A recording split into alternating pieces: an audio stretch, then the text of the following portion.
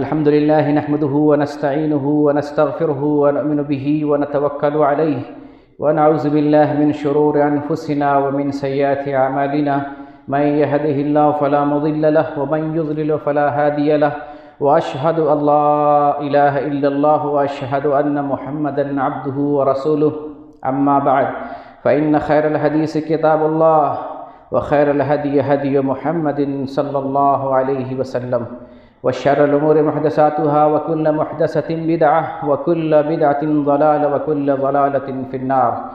أعوذ بالله من الشيطان الرجيم. بسم الله الرحمن الرحيم.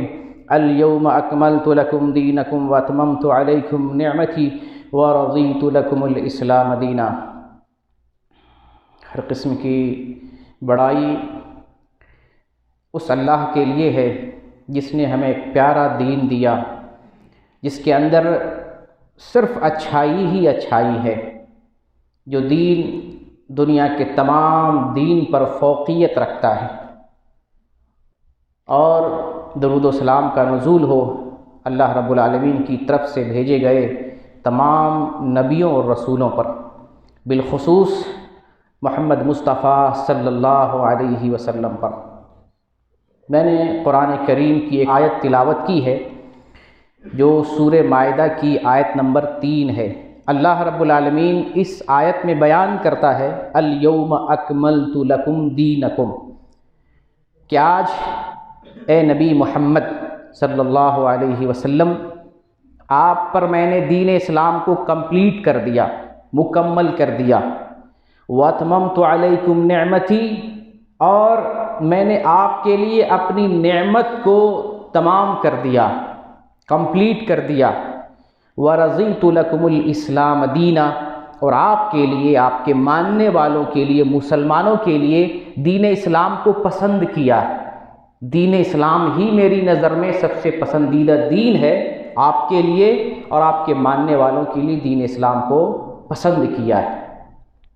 قرآن کی اس آیت سے معلوم ہوتا ہے کہ دنیا میں ایک واحد مذہب، ایک واحد دین اسلام ہے جو کمپلیٹ ہے.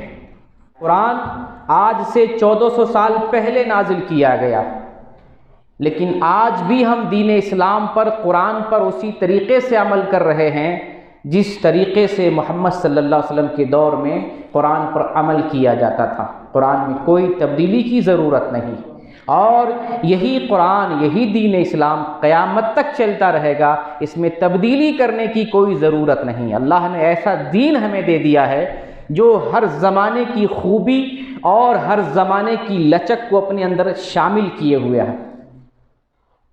تو دین اسلام ہی ایک ایسا دین ہے جو کمپلیٹ ہے. دنیا کے اندر جتنے بھی مذاہب پائے جاتے ہیں، آپ اس سے پوچھیں، اس مذہب کا، اس دین کا مطالعہ کریں تو پتہ چلے گا کوئی بھی دین کمپلیٹ نہیں ہے. کسی بھی دین کے اندر انسانیت کی ہر اعتبار سے رہنمائی نہیں کی گئی ہے. اسلام ہی ایک ایسا دین ہے جس میں انسانیت کی ہر موڑ پر رہنمائی کی ہے.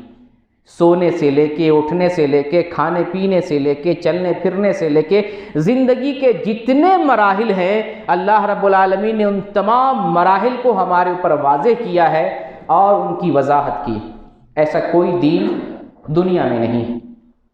تو آج اسی دین اسلام کے تعلق سے کچھ خوبیوں کو، کچھ امتیازی اوصاف کو آپ کے سامنے بیان کروں گا.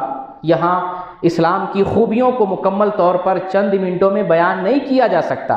چند خوبیوں کو آپ کے سامنے بیان کروں گا اور ذکر کروں گا کہ ان خوبیوں سے بعض غیر مسلم کیسے متاثر ہوئے اور اسلام میں کیسے داخل ہوئے، اور آج دنیا میں اسلام کو پھیلنے میں رکاوٹ ہے تو کس وجہ سے رکاوٹ پیش آ رہی ہے اس کی بھی اس سے وضاحت ہو جائے گی. چنانچہ دین اسلام کے اندر ایک سب سے بڑا تصور اور سب سے بڑی خوبی کہہ لیں وہ ہے اللہ کا تصور، توحید خالص کا تصور. یہ تصور کہ ایک ہی سپر پاور ہے، ایک ہی طاقت اور قوت ہے جس نے زمین کو، آسمان کو، کائنات کے ہر ذرے کو، ہر مخلوق کو، ہر انسان کو اور ہر شے کو پیدا کیا. ایک ہی طاقت ہے. وہی ایک طاقت دنیا کا پورا نظام چلا رہی ہے. وہی ایک طاقت انسانوں کو زندگی دیتی ہے اور اسی کے ہاتھ میں موت بھی ہے، اور مر کر اسی طاقت کے پاس جانا ہے جس کا نام اللہ، جس کا نام اللہ ہے۔ اور اسی بات کو لے کر، اسی بات کو بتانے کے لیے اللہ رب العالمین کی طرف سے لاکھ سے بھی زیادہ انبیاء کرام اس دنیا میں بھیجے گئے، جن تمام نبیوں نے اپنی اپنی امت کو یہ پیغام دیا، اللہ ایک ہے، اسی نے دنیا کو بنایا، اسی نے زمین اور آسمان کو بنایا، اسی نے ہم کو بنایا ہے، اسی کی بندگی کرو، اس کے ساتھ کسی کو شریک نہ کرو۔ اسلام کا سب سے بڑا تصور، سب سے بڑی خوبی، جس خوبی کو دیکھ کر غیر مسلم بھی متاثر ہوتا ہے اور اسلام میں داخل ہوتا ہے۔ نبی کریم صلی اللہ علیہ وسلم نے بھی اس بات کی تبلیغ 13 برس تک کی۔ مکی دور میں آپ صلی اللہ علیہ وسلم پر جو بھی لوگ اسلام قبول کرتے ہیں، آپ کے ہاتھ پر اسلام قبول کرتے ہیں، وہ اسی بات سے اسلام میں داخل ہوتے ہیں کہ اللہ ایک ہے، اسی نے ہمیں اور اس دنیا کو پیدا کیا، اسی کی بندگی کی جائے گی، اس کے ساتھ کسی کو شریک نہیں کیا جائے گا۔ اس بات کی دعوت محمد الرسول اللہ صلی اللہ علیہ وسلم نے مکہ میں 13 سال تک دی، اور صحابہ کرام اسلام میں داخل ہوتے رہے۔ آج بھی اسلام میں داخل ہونے کے لیے سب سے بڑا زینہ ہے، سب سے بڑا سبب ہے، کسی بھی غیر مسلم، کٹر سے کٹر غیر مسلم سے آپ پوچھیں، آپ سوال کریں، اس زمین کو کس نے بنایا؟ بھلے وہ رام کو مانتا ہو، شیام کو مانتا ہو، گیتا کو مانتا ہو، کسی کو مانتا ہو، آپ اس سے پوچھیں زمین کو کس نے بنایا، آسمان کو کس نے بنایا، چاند ستارے کو کس نے بنایا، تم کو کس نے بنایا؟ وہ یہی کہے گا اپنی زبان میں، بھگوان نے، اللہ نے، گاڈ نے بنایا۔ کرسچن سے پوچھیں، بودھسٹ سے پوچھیں، جین دھرم والوں سے پوچھیں، حتیٰ کہ جو ناستک ہے، جس کو دہریہ کہتے ہیں، ملحد کہتے ہیں، کمیونسٹ، جو کسی بھی کریٹر پہ، اللہ پر یقین نہیں رکھتا ہے، یہ کمیونسٹ لوگ جو ہوتے ہیں اللہ پر، گاڈ پر ایمان نہیں رکھتے ہیں، روس پورا کا پورا دہریہ۔ آپ کسی روسی سے، کسی ملحد سے پوچھیں اس زمین کو کس نے بنایا، آسمان کو کس نے بنایا، دنیا کو کس نے بنایا، آپ بحث کریں، حجت کریں، دلیل قائم کریں، وہ ماننے پر مجبور ہو جائے گا کہ کوئی نہ کوئی تو ہے جس نے زمین بنایا، کوئی تو طاقت ہے جس نے آسمان بنایا، کوئی تو ہے جو سورج لاتا ہے، چاند لاتا ہے، دن لاتا ہے، رات لاتا ہے، کوئی تو ہے، وہی کوئی، اسی کا نام اللہ، اسی کا نام اللہ۔ وہ کفار، وہ مشرکین جو نبی صلی اللہ علیہ وسلم کو پہلے امین کہتے تھے، صادق کہتے تھے، جب آپ نبی بنائے گئے انہی لوگوں نے تکلیف پہنچائی، گالیاں دی، تکذیب کی، آپ کو ستایا، آپ کو مارا، آپ کو وطن سے نکالا۔ انہی کافروں سے پوچھا جاتا کہ تم کو کس نے بنایا، اس سمندر میں تمہاری کشتی کو کون پار لگانے والا ہے؟ تو یہی مشرکین، یہی کافر لوگ جو نبی کی تکذیب کرتے، نبی کو گالیاں دیتے، نبی کو رسول نہیں مانتے، یہی کافر اور یہی مشرک کہتے کہ زمین کو بنانے والا اللہ ہے، آسمان کو بنانے والا اللہ ہے، دریا میں کشتی پار لگانے والا اللہ۔ تو آج بھی اسلام میں داخل ہونے کے لیے بہت بڑا سبب اور زینہ اللہ کا تصور، ایک اللہ کا تصور، اور یہ خالص ایک اللہ کا تصور، توحید خالص، اسلام کے علاوہ کسی بھی مذہب میں نہیں، کسی بھی دین کے اندر نہیں ہے۔ اسلام نے پیش کیا کہ وہ کون طاقت ہے جس نے زمین کو، آسمان کو اور ہم کو پیدا کیا، جو ہمیں کھلاتا ہے، پلاتا ہے، زندگی دیتا ہے اور زندگی کے بعد موت دیتا ہے، جس کی طرف مر کے جانا ہے، وہ کون طاقت ہے؟ اس طاقت کے بارے میں اسلام نے ہمیں مکمل طور پر رہنمائی کی ہے۔ اور اسلام کی خوبیوں میں سے ایک خوبی یہ ہے کہ ایک اللہ کا تصور، ایک اللہ پر ایمان لانے کے ساتھ اللہ کی ہمیں خالص بندگی بھی کرنا ہے، نماز پڑھنا ہے، 5 وقت کی نماز پڑھنا ہے، اور اللہ رب العالمین نے ہمیں پیدا ہی اس لیے کیا ہے کہ ہم رب کی بندگی کریں۔ وَمَا خَلَقْتُ الْجِنَّ وَالْإِنسَ إِلَّا لِيَعْبُدُونَ، میں نے انسانوں اور جنات کو اپنی عبادت کے لیے پیدا کیا ہے۔ تو بندگی کرنا رب کی، یہ ہماری زندگی کا مقصد ہے، نصب العین ہے، زندگی کا ہدف اور ٹارگٹ ہے، رب کی بندگی کرنا۔ نماز کا وقت ہو جائے نماز کی طرف چل پڑتے ہیں، کام کا وقت ہوتا ہے کام کر رہے ہوتے ہیں۔ ایک مسلمان نماز چھوڑ کر مسلمان نہیں رہ سکتا، وہ مسلمان ہے ہی نہیں۔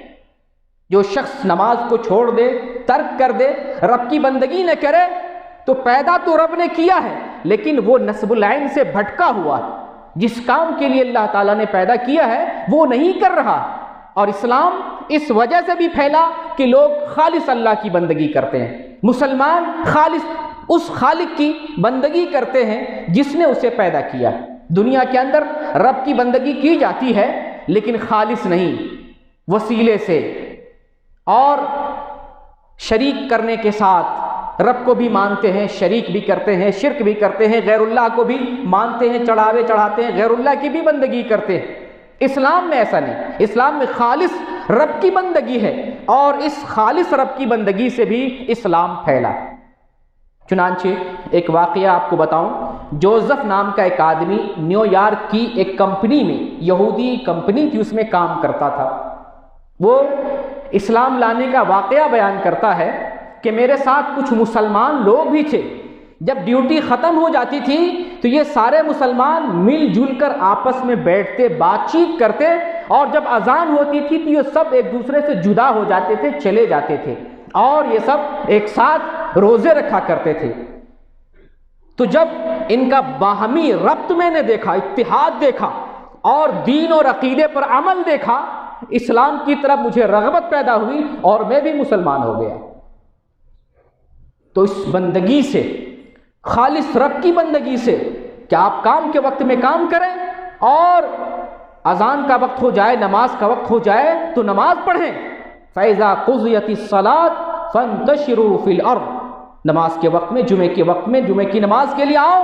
فَإِذَا قُضِيَتِ الصَّلَاةُ فَانتَشِرُوا فِي الْأَرْضِ، جب جمعے کی نماز ختم ہو جائے روزی تلاش کرو، کمانے کے لیے نکل جاؤ۔ تو کام کے وقت میں کام ہے اور نماز کے وقت میں نماز۔ اس ادا پہ آ جائیں، اس طریقے پر آ جائیں تو انشاءاللہ اسلام ابھی بھی تیزی کے ساتھ دنیا میں پھیلنے لگے گا۔ اسی طریقے سے اسلام کی امتیازی خوبی میں سے یہ ہے کہ اسلام نے 5 چیزوں کی حفاظت کی ہے جو دنیا کے کسی بھی دین میں مذکور نہیں ہے، اور ایسی حفاظت نہیں ہے۔ جس طریقے سے اسلام نے 5 چیزوں کی حفاظت کی ہے، دنیا کے مذاہب کے اندر ایسی حفاظت نہیں ملتی ہے۔ اسلام نے جان کی حفاظت کی ہے، ہر آدمی کی جان کی حفاظت کی ہے۔ کوئی بھی آدمی کسی معصوم کا قتل نہیں کر سکتا ہے، پابندی لگائی گئی، معصوم کا قتل نہیں کیا جائے۔ قاتل ہے تو بدلے میں قتل کیا جائے گا، معصوم ہے تو اس کا قتل نہیں کیا جائے گا۔ اس لیے قرآن نے کہا ہے کہ ایک معصوم کا قتل کرنا پورے انسان کے قتل کے برابر ہے۔ یہ ہے جان کی حفاظت۔ اور دوسرے نمبر پر اسلام نے عقل کی حفاظت کی۔ جس عقل سے سوچتے ہیں، جس عقل سے ہم کام کاج کرتے ہیں، اس عقل کی اسلام نے حفاظت کی ہے۔ ایسی حفاظت کی ہے کہ اس عقل کو جس سے نقصان پہنچتا ہے، اسلام نے اس پر پابندی لگائی ہے۔ ہم شراب کا استعمال نہیں کر سکتے۔ ہر وہ چیز جس سے عقل کو نقصان پہنچے اس کا استعمال اسلام میں حرام۔ تو اسلام نے عقل کی حفاظت کی ہے، اور اسلام نے دین کی حفاظت کی ہے۔ اللہ نے ہمیں پیدا کیا، آزاد نہیں چھوڑا کہ جانور کی طرح زندگی گزارو۔ ایک دین دیا، ایک نظام دیا ہے، اس نظام کا پابند ہو کر زندگی گزارو، وہ دین اسلام ہے۔ اور اگر کوئی شخص دین میں داخل ہو کر اس دین سے پھر جاتا ہے، اس کو قتل کیا جائے گا۔ جس نے اپنے دین کو بدل دیا اس کو قتل کر دو۔ جو مرتد ہو جاتا ہے اسلام سے، اس کی سزا یہ کہ اس کو قتل کر دیا جائے گا۔ تو اسلام نے دین کی حفاظت کی اور مال کی حفاظت کی۔ آپ جو کچھ کماتے ہیں حلال طریقے سے، محنت سے، اس کی حفاظت کی ذمہ داری اسلام لیتا ہے۔ اور مال کی حفاظت کی ذمہ داری لیتے ہوئے اللہ تعالیٰ نے چوری کرنے کو منع کیا ہے۔ چوری نہیں کر سکتے، کسی کا مال چھین نہیں سکتے ہیں، ہڑپ نہیں سکتے ہیں، غبن نہیں کر سکتے ہیں، خرد برد نہیں کر سکتے ہیں۔ اسلام نے پابندی لگائی ہے حرام طریقے سے مال کمانے پر۔ اور 5ویں چیز ہے عزت و آبرو کی حفاظت کی ہے۔ ہر شخص کی عزت و آبرو اسلام میں محفوظ ہے، بغیر ثبوت کے، بغیر دلیل کے، بغیر گواہ کے کسی کی عزت کو ہم اچھال نہیں سکتے۔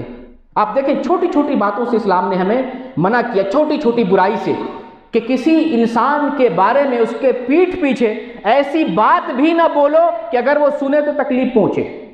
اگر وہ سنے، جس کو ہم غیبت کہتے ہیں، غیبت نہیں کر سکتے۔ غیبت کا مطلب کیا ہوتا ہے؟ بھلے ہم کسی کے بارے میں غلط بات نہیں بول رہے ہیں، صحیح بات بول رہے ہیں پیٹھ پیچھے، لیکن ایسی بات بول رہے ہیں کہ اگر اسے پتہ چلے تو تکلیف ہو، یہ غیبت ہے، اس کو بھی منع کیا ہے۔ اور کسی پر الزام لگانا بغیر دلیل کے، ثبوت کے، گواہ کے، یہ تو اسلام نے حرام کیا ہے۔ تو 5 چیزوں کی اسلام نے حفاظت کی ہے، جان کی، عقل کی، دین کی، مال کی اور عزت و آبرو کی۔ ایسی حفاظت دین اسلام کے علاوہ دنیا کے کسی دین میں نہیں ہے۔ تو اسلام کی بڑی خوبیوں میں سے ہے، اسلام اپنے ماننے والوں کے حقوق دیتا ہے، ان کو تحفظ دیتا ہے اور ان کا خیال کرتا ہے۔ اسلام نے ہر طبقے کا لحاظ کیا ہے اور ہر طبقے کے لیے احکام دیا ہے۔ دیکھیں آپ قرآن پڑھیں، حدیث پڑھیں، بوڑھے کے لیے بھی احکام ہے، بچے کے لیے بھی احکام ہے اور جوان کے لیے بھی احکام ہے، مردوں کے لیے احکام ہے، عورتوں کے لیے احکام ہے، غلاموں کے لیے احکام ہے، نوکروں کے لیے احکام ہے، مالک کے لیے احکام ہے۔ یعنی اللہ نے سماج میں جتنے طبقے ہیں تمام طبقوں کا حکم بیان کیا ہے، شوہر کا کیا حکم ہے، بیوی کا کیا حکم ہے، اور میاں بیوی کے ایک دوسرے کے کیا حقوق ہیں، والدین کی کیا ذمہ داری ہے، اولاد کی کیا ذمہ داری ہے، تمام لوگوں کی رعایت کی اسلام نے۔ حتیٰ کہ کافروں کے ساتھ بھی سلوک کرنا ہمیں اسلام نے سکھایا۔ جو کافر ہیں، مشرک ہیں، گرچہ وہ اللہ کو نہیں مانتے ہیں، لیکن ان کے ساتھ بھی اسلام نے ہمیں سلوک بتایا ہے، کس طریقے سے ہمارے معاملات اور تعلق ہونے چاہیے۔ یہی نہیں بلکہ اسلام نے ہمیں تو جانوروں کے ساتھ سلوک کرنا سکھایا، جانوروں کے ساتھ۔ آپ کو معلوم ہے واقعہ بہت مشہور ہے، ایک فاحشہ عورت، بدکار عورت نے ایک کتے کو پانی پلا دیا، اللہ تعالیٰ اس کے گناہ کو معاف کر دیتا ہے اور جنت میں داخل فرماتا ہے۔ اور ایک عورت بلی کو پانی نہیں پلاتی ہے، اس کو کھلاتی نہیں، باندھ دیتی ہے اور وہ مر جاتی ہے، اس کی وجہ سے اللہ رب العالمین اسے جہنم میں ڈال دیتا ہے۔ بتائیے، ایک معمولی جانور کے ساتھ اچھا سلوک کرنے سے جنت مل رہی ہے اور برا سلوک کرنے کی وجہ سے جہنم مل رہا ہے۔ تو جب اسلام جانوروں کے ساتھ حسن سلوک کرنے کا حکم دیتا ہے تو ایک انسان کو ایک انسان کے ساتھ حسن سلوک کس اچھے انداز میں سکھاتا ہوگا۔ بھلا یہ دین اسلام کبھی ہمیں تشدد نہیں سکھائے گا، یہ دین اسلام ہمیں سختی نہیں سکھائے گا، کسی پر ظلم کرنا، زیادتی کرنا نہیں سکھائے گا، کسی کے ساتھ ناانصافی کرنا نہیں سکھائے گا، عدل کرنا سکھاتا ہے، مروت کرنا سکھاتا ہے، محبت کرنا سکھاتا ہے، حسن سلوک کرنا سکھاتا ہے۔ تو ایک اسلام ہمیں جانوروں کے ساتھ بھی بہتر سلوک سے پیش آنا سکھاتا ہے۔ تو اسلام کی بڑی خوبیوں میں سے ہے، دنیا کے مذاہب میں اس طرح کی خوبی آپ کو نہیں ملے گی، صرف اسلام میں یہ خوبی آپ کو مل سکتی ہے۔ اسی طریقے سے اسلام کی بڑی خوبی یہ ہے کہ اللہ کے بعد محمد الرسول اللہ صلی اللہ علیہ وسلم کی اطاعت کرنا ہے، اللہ کے ساتھ محمد کی اطاعت۔ دین کس کا نام ہے؟ اللہ کے احکامات اور محمد کے احکامات۔ اللہ نے کیا کہا، رسول نے کیا کہا، قرآن میں جو کچھ ہے، حدیث میں جو کچھ ہے، اس کا نام دین ہے۔ اللہ کے ساتھ محمد کی اطاعت کرنی ہے اور دنیا میں اسلام محمد صلی اللہ علیہ وسلم کے اخلاق سے پھیلا ہے۔ جو لوگ کہتے ہیں اسلام تلوار سے پھیلا ہے، وہ جھوٹے ہیں، اسلام کو بدنام کرتے ہیں، اسلام کو جانتے نہیں ہیں، اسلام کا گہرا مطالعہ نہیں کیا، اللہ نے اس کے دل پر مہر لگا دیا، اسلام سے وہ دشمنی کر رہا ہے، اسلام سے عداوت کر رہا ہے۔ اسلام اخلاق سے پھیلا ہے اور محمد صلی اللہ علیہ وسلم کے اخلاق سے پہلے پھیلا، پھر بعد میں مومنوں کے اخلاق سے پھیلا ہے۔ اسلام اخلاق کے بل پہ پھیلا ہے، اخلاق کے زور سے پھیلا ہے، اخلاق کی وجہ سے پھیلا ہے۔ اور محمد صلی اللہ علیہ وسلم کا اخلاق قرآن ہے۔ عائشہ رضی اللہ عنہا فرماتی ہیں کان خلقہ القرآن، محمد صلی اللہ علیہ وسلم کا اخلاق قرآن ہے۔ قرآن میں جو کچھ لکھا ہوا ہے یہ محمد صلی اللہ علیہ وسلم کی سیرت ہے۔ یہی وجہ ہے کہ محمد صلی اللہ علیہ وسلم کی سیرت کو دیکھ دیکھ کر لوگ مسلمان ہوتے ہیں، اور آج بھی دنیا میں محمد صلی اللہ علیہ وسلم کی سیرت کو پڑھ کر اور جان کر لوگ مسلمان ہوتے ہیں۔ کافروں نے، دنیا کے بہت زیادہ کافروں نے محمد صلی اللہ علیہ وسلم پر کتابیں لکھی ہیں، محمد کے فضائل کے بارے میں، آپ کی سیرت کے بارے میں، آپ کی تعریف کے بارے میں بہت ساری کتابیں غیر مسلموں نے لکھی ہیں۔ رسول اللہ صلی اللہ علیہ وسلم کی تعریف دشمنوں نے کی ہے۔ آپ کو معلوم ہے جب محمد الرسول اللہ صلی اللہ علیہ وسلم نے ایک پیغام روم کے بادشاہ ہرقل کو بھیجا تھا، تو ہرقل نے چاہا کہ یہ محمد کون ہے، جو اللہ کا پیغام ہمیں سنا رہا ہے، مکہ سے پیغام بھیج رہا ہے، یہ کون محمد ہے؟ تو چنانچہ روم کے بادشاہ ہرقل نے ایک قافلہ جو مکہ کا قافلہ تھا اسے بلایا۔ اس قافلے میں ابو سفیان جو ابھی مسلمان نہیں ہوئے تھے، ابو سفیان سے ہرقل نے پوچھا یہ محمد کون ہے؟ یہ ہمیں اسلام کی دعوت کیوں دے رہا ہے؟ اس کا اخلاق کیسا ہے؟ اس کا دین اور اس کا معاملہ کیسا ہے؟ تو ابو سفیان نے سوچا کہ آج میں جھوٹ بول کر محمد کو بدنام کر سکتا ہوں، لیکن دنیا اس جھوٹ کو تسلیم نہیں کرے گی کیونکہ محمد سچا ہے۔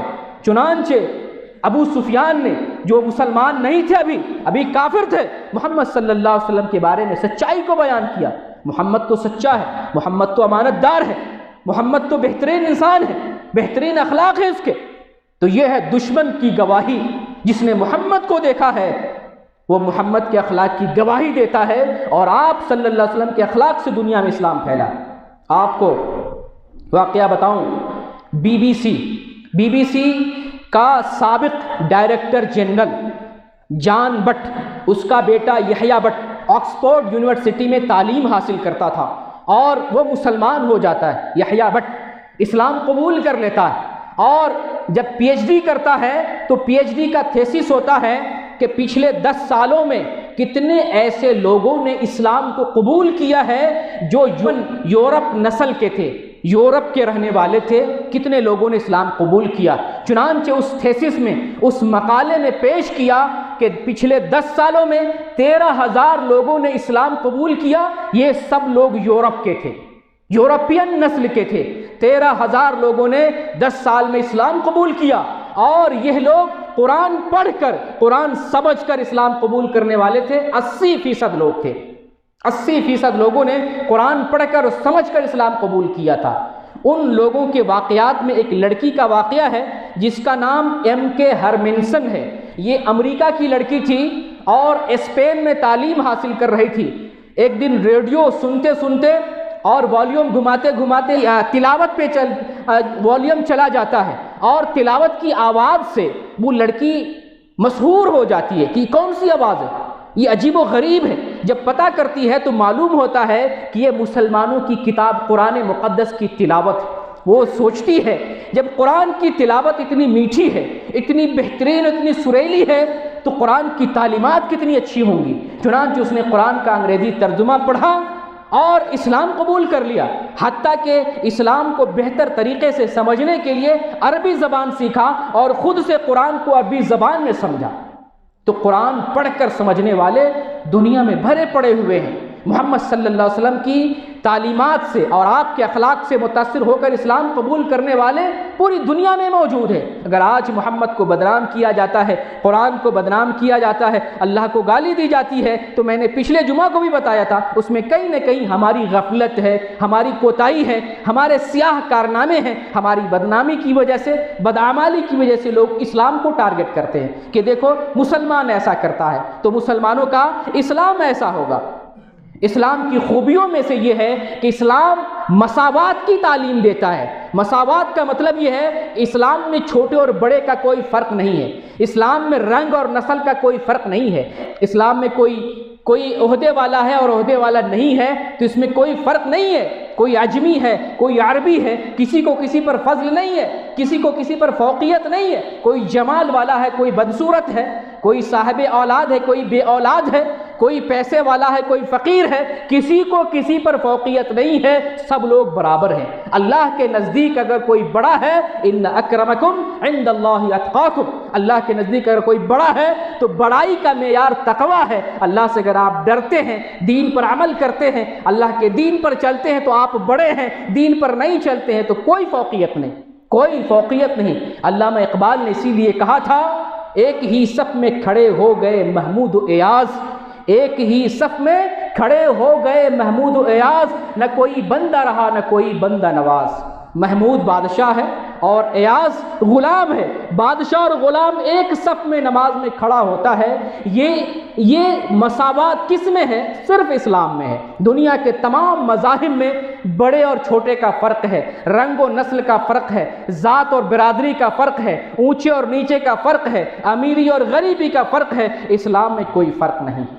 اسلام میں کوئی فرق نہیں ہے۔ یہ اسلام کی بڑی اچھی تعلیمات میں سے ایک تعلیم ہے۔ آپ کو ایک واقعہ بتاؤں، 31 مئی 2009 کو کیرلا کی ایک مشہور ادیبہ اور شاعرہ جس کا نام کملا داس ہے، وہ انتقال کرتی ہے 31 مئی 2009 کو۔ یہ کملا داس اسلام قبول کرتی ہے 12 دسمبر 1999 کو، 99 کو اسلام قبول کرتی ہے۔ اسلام کیوں قبول کرتی ہے اور کتنے سال کی عمر میں کرتی ہے؟ 65 ایئرس، 65 سال کی عمر میں اسلام قبول کرتی ہے۔ اور وہ دیکھتی ہے سماج میں جو لوگ بڑے اور چھوٹے کا فرق کرتے ہیں اس کو اچھا نہیں لگتا تھا، کہتا تھا یہ فرق نہیں ہونا چاہیے، انسان برابر ہونا چاہیے۔ اور اسلام کے اندر اس نے پایا کہ اسلام برابری کا درس دیتا ہے، مساوات کا درس دیتا ہے۔ اور اس عورت کو، اس خاتون کو جو مسلم عورتیں برقع کرتی ہیں، حجاب کرتی ہیں، اس کو بڑا پیارا اور سنہرا لگا۔ ان دو چیزوں کی بنیاد پر یہ کملا بعد میں کملا سریا ہو جاتی ہے، اس نے اسلام قبول کر لیا۔ اور جب وفات پاتی ہے تو اس نے وصیت کی تھی کہ ہمیں پلائن کی جامع مسجد کے قبرستان میں دفن کیا جائے، چنانچہ اس قبرستان میں دفن کی گئی۔ تو جس برقعے کو آج ٹارگٹ کیا جاتا ہے، دراصل یہ برقع سبب ہے اور وجہ ہے اسلام میں داخل ہونے کا۔ بہت ساری خواتین، ہندو خواتین برقعے کو دیکھ کر، نقاب کو دیکھ کر اسلام میں داخل ہوتی ہیں۔ اگر کوئی ٹارگٹ کرتا ہے تو اسلام سے دشمنی اور عداوت ہے، اور کوئی وجہ نہیں ہو سکتی ہے۔ اسی طریقے سے اسلام کی خوبیوں میں سے ایک خوبی یہ ہے کہ ہمیں جمع ہو کر، متحد ہو کر رہنے کی اسلام ہمیں تعلیم دیتا ہے۔ اللہ کا فرمان ہے وَاعْتَصِمُوا بِحَبْلِ اللَّهِ جَمِيعًا وَلَا تَفَرَّقُوا، تم سب لوگ اللہ کی رسی کو مضبوطی سے پکڑ کر اور ایک ساتھ رہو، فرقہ بندی مت کرو، گروہ بندی مت کرو، ایک ساتھ زندگی گزارو۔ اسی لیے عبادتوں کے مظاہر، اسلام کے مظاہر میں آپ دیکھیں گے کہ ہم لوگ مل کر کام کرتے ہیں، معاملات کرتے ہیں، نماز پڑھتے ہیں، مل کر پڑھتے ہیں، ایک ساتھ روزے رکھتے ہیں، حج میں رہتے ہیں تو سارے لوگ ایک ساتھ حج کے ارکان ادا کرتے ہیں۔ وہاں آپ کو امیری غریبی کا کوئی فرق نظر نہیں آئے گا، چھوٹے بڑے کی پہچان نظر نہیں آئے گی، اور رنگ و نسل کا کوئی امتیاز وہاں نظر نہیں آئے گا۔ میدان عرفات میں، میدان منا میں، میدان مزدلفہ میں، مطاف میں، مکہ اور مدینہ میں آپ کو کوئی فرق نظر نہیں آئے گا، ایک لباس میں ایک ہی طریقے سے سارے لوگ بندگی کر رہے ہوتے ہیں۔ یہی ہے اسلام کا درس کہ ہم لوگ متحد ہو کر رہیں، متحد ہو کر زندگی گزاریں، تو اس میں خیر ہے، برکت ہے، اس سے اسلام پھیلتا ہے۔ نبی کا فرمان ہے المؤمن للمؤمن کالبنیان یشد بعضہ بعضا، کہ ایک مومن دوسرے مومن کے لیے ایک بلڈنگ کی طرح، عمارت کی طرح ہے۔ جیسے عمارت میں بعض حصے کو پکڑ کر مضبوطی دیتا ہے، اسی طریقے سے مسلمان ایک دوسرے کے لیے جو ہے بھائی بھائی کے حکم میں ہے۔ کسی بھی دیش کا مسلمان ہو، کسی بھی ملک کا مسلمان ہو، ایک دوسرے کا بھائی ہے، کہیں پر بھی ہو۔ ایک مسلمان کو تکلیف پہنچتی ہے، سارے مسلمان کو تکلیف پہنچتی ہے۔ یہ ہے قوت، محبت، بھائی چارہ اور اسلام کے اندر اتحاد۔ اسی طریقے سے اسلام کی خوبیوں میں سے یہ ہے کہ اسلام بے حد صفائی کو پسند کرتا ہے۔ اسلام میں صفائی کا بڑی سختی سے حکم دیا گیا ہے۔ بغیر پاکی کے اور بغیر وضو اور غسل کے ہم نماز نہیں پڑھ سکتے، بندگی نہیں ادا کر سکتے۔ پاک رہیں گے تبھی ہم نماز پڑھ سکتے ہیں، تبھی ہم عبادت کر سکتے۔ پاک نہیں ہے تو ہمیں لازماً غسل کرنا پڑے گا، وضو کرنا پڑے گا۔ صفائی کا بہت زیادہ دھیان دیا گیا ہے۔ اسلام نے نہ صرف جسمانی صفائی کا حکم دیا ہے بلکہ کھانے پینے میں بھی اللہ نے ہمیں حلال چیزوں کے استعمال کا حکم دیا۔ اتنا زیادہ اسلام حلال چیزوں کی طرف اور پاکیزہ چیزوں کی طرف ہمیں رہنمائی کرتا ہے۔ حلال چیز کھاؤ، حلال کماؤ، حلال پہنو اور حلال طریقے سے زندگی گزارو۔ حرام کا ایک پیسہ نہیں کما سکتے ہیں، حرام کا ایک پیسہ نہیں کھا سکتے ہیں، حرام کا ایک سامان جسم پر نہیں لگا سکتے ہیں۔ اسلام ایک پاکیزہ مذہب ہے، ایک صاف ستھرا مذہب ہے جو اسلام کی بڑی خوبیوں میں سے ہے۔ اسی طریقے سے اسلام اعتدال کا حکم دیتا ہے۔ اعتدال کا مطلب یہ ہے کہ آپ دنیا میں رہتے ہوئے ایسا نہیں کہ دنیا سے کٹ جائیں گے، غار میں چلے جائیں، غوفہ میں چلے جائیں۔ جیسے ہندوؤں میں سنیاسی بن جاتے ہیں، 14 سال 20 سال جنگل میں چلا جاتا ہے، جیسے صوفی لوگ، مسلمان میں بھی کچھ غلط کرنے والے صوفی لوگ دنیا سے کٹ جاتے ہیں، جنگل میں چلے جاتے ہیں، بیوی بچوں سے الگ ہو جاتی ہیں۔ اسلام نہیں ہے، اسلام اعتدال کا حکم دیتا ہے۔ دین بھی ہے، دنیا بھی ہے۔ جب ہم اللہ سے دعا کرتے ہیں تو اللہ سے مانگتے ہیں ربنا آتنا فی الدنیا حسنہ وفی الآخرۃ حسنہ وقنا عذاب النار۔ ہم رب سے دعا مانگتے اللہ دنیا میں بھی بھلائی دے آخرت میں بھی بھلائی دے، تو ایسا نہیں ہے کہ دنیا میں ہم دنیا سے کٹ جائیں گے۔ اسلام ہمیں دین دیتا ہے، آخرت کی فکر دیتا ہے، تو ہمیں دنیا بھی دیتا ہے کہ دنیا بھی محنت سے کماؤ اور آخرت کی بھی فکر کرو۔ یہ اعتدال ہے، یہ اعتدال دنیا کے مذاہب میں آپ کو نہیں ملے گا۔ اسی طریقے سے اسلام کی خوبیوں میں سے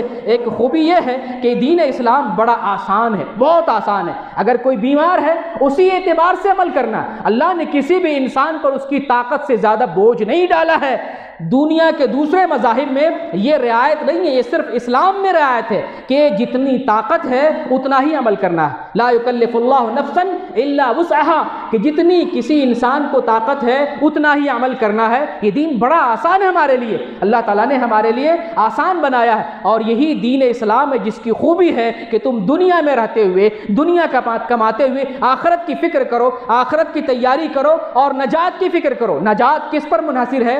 صحیح عقیدہ، صحیح ایمان اور عمل صالح پر۔ تو دنیا میں رہتے ہوئے ہمیں آخرت کی بھی فکر کرنی ہے۔ یہ آخرت کی فکر اسلام کے اندر ہے، غیر مسلموں کے اندر نہیں ہے، ہندوؤں کے اندر نہیں ہے، کافروں کے اندر نہیں ہے۔ ان کی ہاں دنیا ہی سب کچھ ہے، ہمارے لیے آخرت سب کچھ ہے۔